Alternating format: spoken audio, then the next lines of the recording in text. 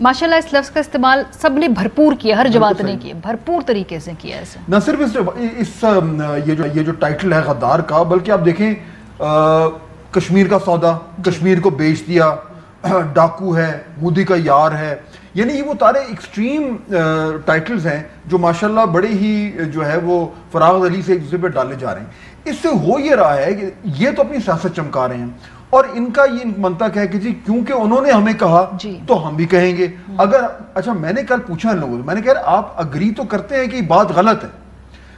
कहते हैं हाँ बात तो गलत है, लेकिन उन्होंने प्रोवोक पहले किया, कहा था उन्होंने प्रोवोक किया। जिस तरह बच्चे नहीं होते पहले उन्होंने कहा, पहले उसे रोके, पहले उसे रोके।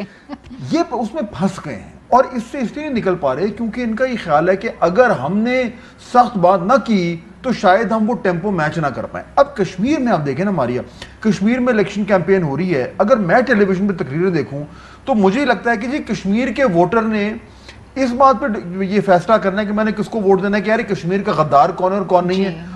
उसकी जो रोजमर्रा की जिंदगी है, उसकी डेवलपमेंट है और वहां के लोकल इश्यूज कोई बात नहीं कर रहा।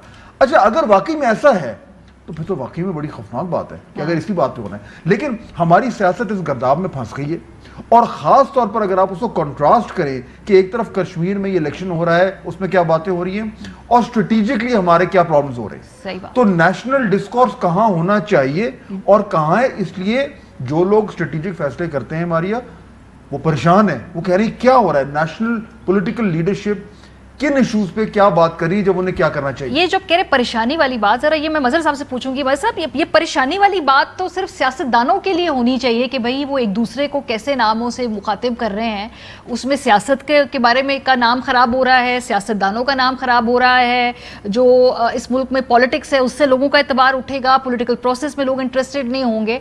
तो ये तो और जो इस तरह के टैग्स लगते हैं, लगवाए जाते हैं, इससे तो फिर फायदा कोई और उठाता है ना। इनका तो नेट नुकसान ही है इसमें, दूसरे को गद्दार गद्दार डिक्लेयर करके। देखिए, बड़ा खतरनाक रुझान है। वैसे तो आपके आइन में गद्दार की सिर्फ एक डेफिनेशन है और वो बहुत वाज़ेह तौर पे लिखी हुई है कि वो आइन को तोड़ना गद्दारी होती है। उसके अलावा कोई और डेफिनेशन नहीं है कहीं भी गद्दारी की।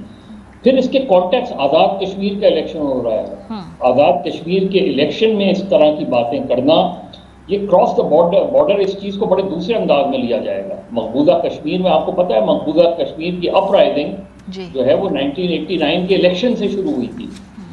हमें इस चीज़ का बहुत, इस सेंसिटिविटी का अंदाज़ा ही नहीं है। अब आप सोचें, अगर प्राइम मिनिस्टर के लेवल पे किसी को गद्दार कहा जा रहा है, अपोजिशन के लेवल पे गवर्नमेंट को गद्दार कहा जा रहा है, अपोजिशन आपस में जिस तरीके की कैंपेन कर रही है, उसका कॉन्टेक्स्ट देखें।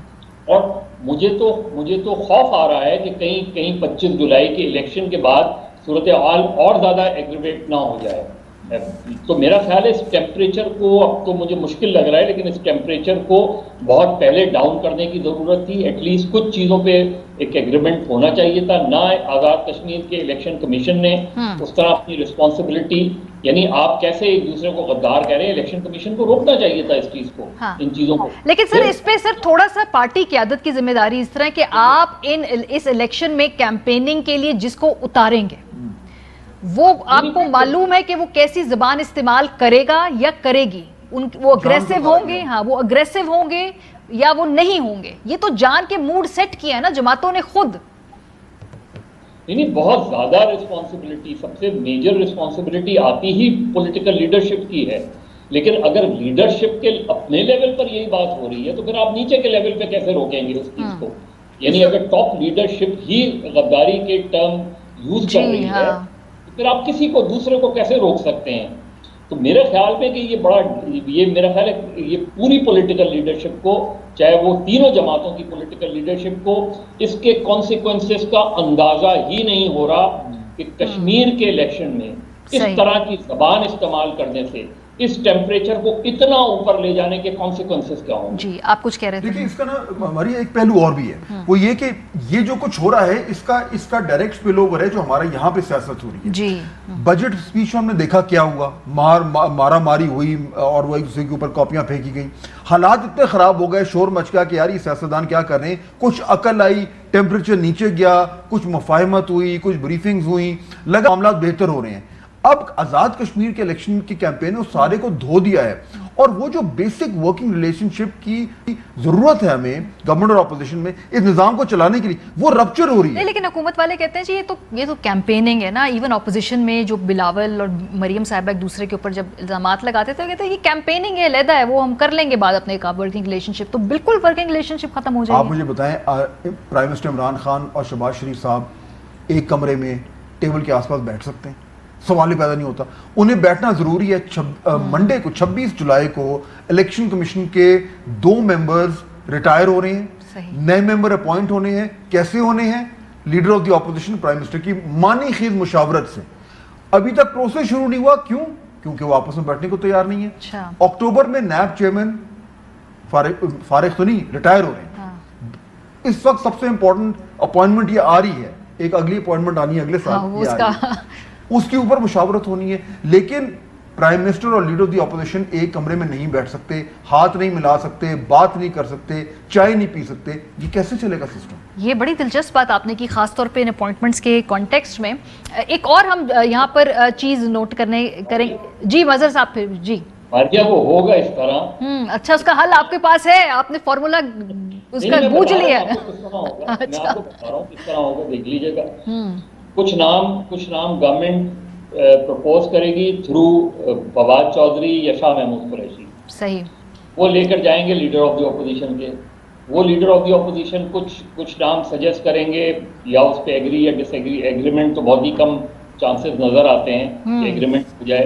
وہ ان کو لے جائیں گے، اس طرف لے جائیں گے. اور صرف یہی نہیں، آگے چل کے آپ نے جو عبوری حکومت بننی ہے 2023 کے الیکشن سے پہلے، اس میں بھی تو مشاورت کی ضرورت ہے. صحیح. اس میں چلے وہاں تو عبوری وزیر اعظم کے حوالے سے پھر بھی ایک جو 18ویں ترمیم میں چیز ایوالو ہوئی ہے وہ یہ کہ اگر اتفاق رائے نہ ہو سکے تو پھر جو ہے وہ الیکشن کمیشن از خود بھی طے کر لیتا ہے. جی لیکن اس پر بھی مجھے تو یہ لگتا ہے کہ انڈائریکٹ ہوگا. ڈائریکٹ تو پرائم منسٹر اور شہباز شریف کے درمیان ملاقات. اتنا ٹیمپریچر ہائی ہے کہ وہ اس پہ بات کریں گے بھی تو اپنے وہ جو کیمپس ہیں وہ یرغمال ہیں اپنے ہی اس نیریٹو کے. خاص طور پہ تھوڑا سا آگے اہم ترین خبریں اب ایک کلک کی دوری پر.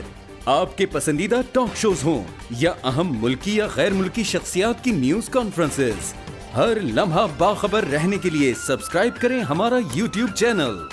موسم کی صورتحال ہو یا کھیل کے میدان سے خبریں، اپنے موبائل فون سے ملکی اور بین الاقوامی اہم خبروں تک رسائی کے لیے ڈاؤن لوڈ کیجیے موبائل ایپ. باوثوق ذرائع سے مصدقہ خبروں، تجزیوں اور تبصروں سے مستفید ہونے کے لیے وزٹ کیجیے پاکستان کی سب سے بڑی نیوز ویب سائٹ www.arYnews.tv. ان سب کے علاوہ پاکستان کا سب سے بڑا فیس بک پیج ہو، سب سے بڑا نیوز انسٹاگرام اکاؤنٹ یا پھر ٹویٹر، ARY نیوز پہنچا رہا ہے خبریں سب سے پہلے آپ تک، تاکہ آپ رہیں ہر لمحہ باخبر.